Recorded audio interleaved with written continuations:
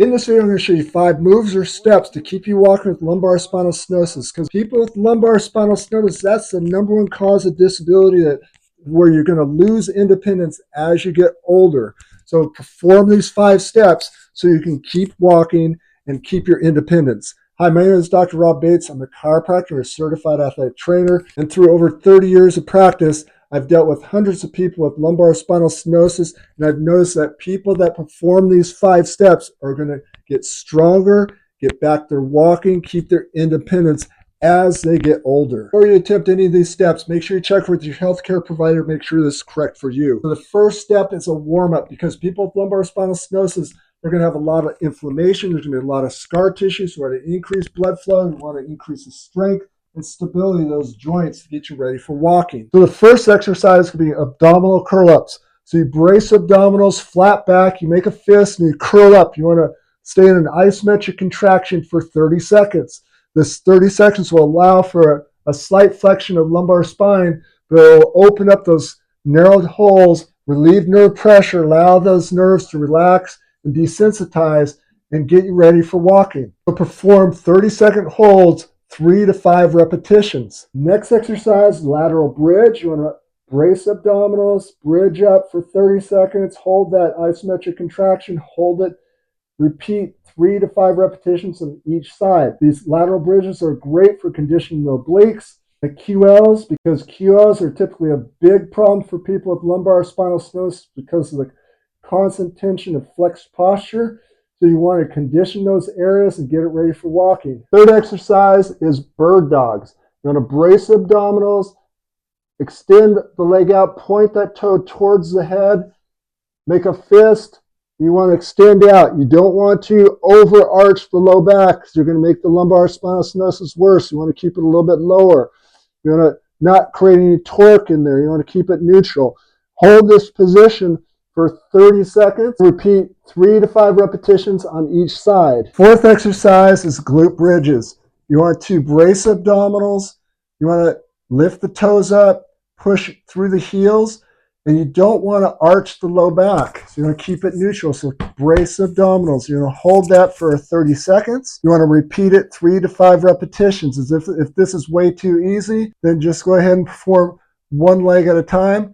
So you want to brace abdominals, bridge up, kick that leg out, hold it for 30 seconds, and repeat 3 to 5 repetitions on each side. Fifth exercise will be spinal nerve flossing. So you lie on your back, you grab the back of your hamstrings, interlace your fingers to hold that leg up, and you want to point the toe towards your head, extend with the heel, and you want to perform 5 repetitions where you're just taking that sciatic nerve and flossing it all the way through.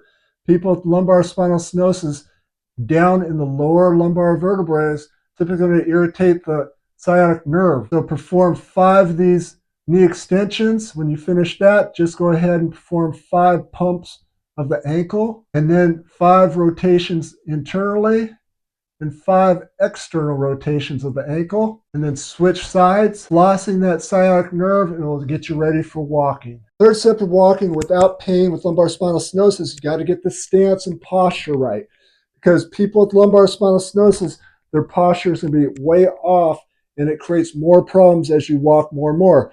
So you get that posture right with the stance. So you get a proper stance. What you want to do is get your feet hips width apart. You want to get the toes, the big toe lined up with the knee, and the knee with the hip. First step is to screw the feet into the ground. When you do that, it's going to be kind of a feeling through the big toe as if you're rotating it out like this, but nothing's happening. And you want to push through the big toe, because if you try to rotate out and your foot rolls over, it's going to create problems. So you push through the big toe. When you do that, the arch will automatically pop up a little bit. It will create this torque all the way up through the leg to the hip, and you'll feel that the glutes will start engaging. So you screw the feet into the ground, creates the torque, the glutes are activated. Then the second step of the stance is going to brace abdominals. You brace abdominals, and the third step is going to bring that head, which is stuck forward, the ears, over your shoulders. Now, a word of caution is that people with lumbar spinal stenosis are in this flex posture. You get the first 2 steps of screwing the feet into the ground, bracing abdominals, and then you try to bring the ears back, But in order to get the ears back for some people is they're going to have to arch their low back, which means their abdominals aren't going to engage properly. So you're going to jam the low back and make things worse. So watch that.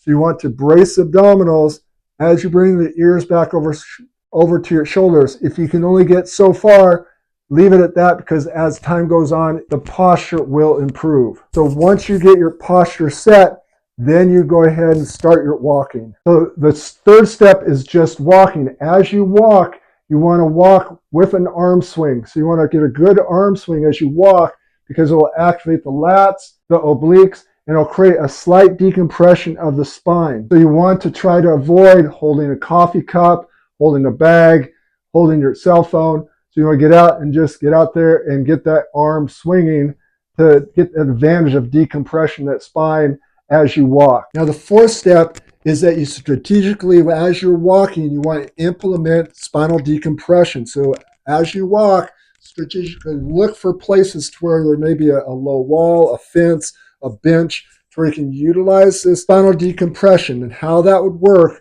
is that you'd start off, you perform your stance, you go for a walk. Once you can get your arm swing going, and right before you start feeling symptoms of the lumbar spinal stenosis, could be leg pain or low back pain, then you're going to stop and you're going to utilize that spinal decompression off the bench or the fence, decompress for 15 to 30 seconds or more, and the symptom will subside. Once the symptom subsides, then you continue the walk until the symptoms start coming up again, and then you will find the wall or bench and go ahead and decompress again. This goes right into step 5, which is programming in your walk. So let's say your goal is to walk 2 miles without any pain from the lumbar spinal stenosis, but you can only walk about 5 minutes before the pain starts coming up. But what you do is you implement the spinal decompression throughout that time, but you wouldn't do the whole 2 miles the first time.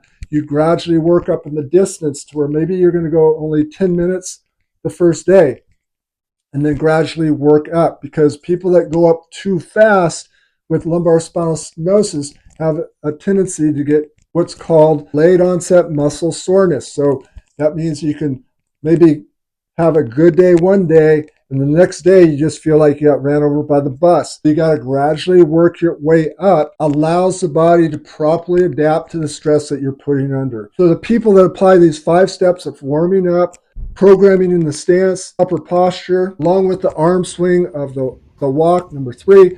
Number 4, as far as the implement of the spinal decompression, and then programming it so we're gradually working up so you don't get any delayed onset muscle soreness. Those people are going to find themselves that their bodies will readapt. They're going to be able to walk longer without having the need to spinal decompress, to where they're going to extend that 2 miles and walk longer and longer. In other words, they're going to become more mobile and more independent, not be disabled with the lumbar spinal stenosis. So make sure you check out this next video. It talks about daily exercises to condition the spine with lumbar spinal stenosis. And if you want more spinal-based home exercise programs, just go ahead and subscribe. We really appreciate serving you. Keep spreading the word. We're seeing you on the next video.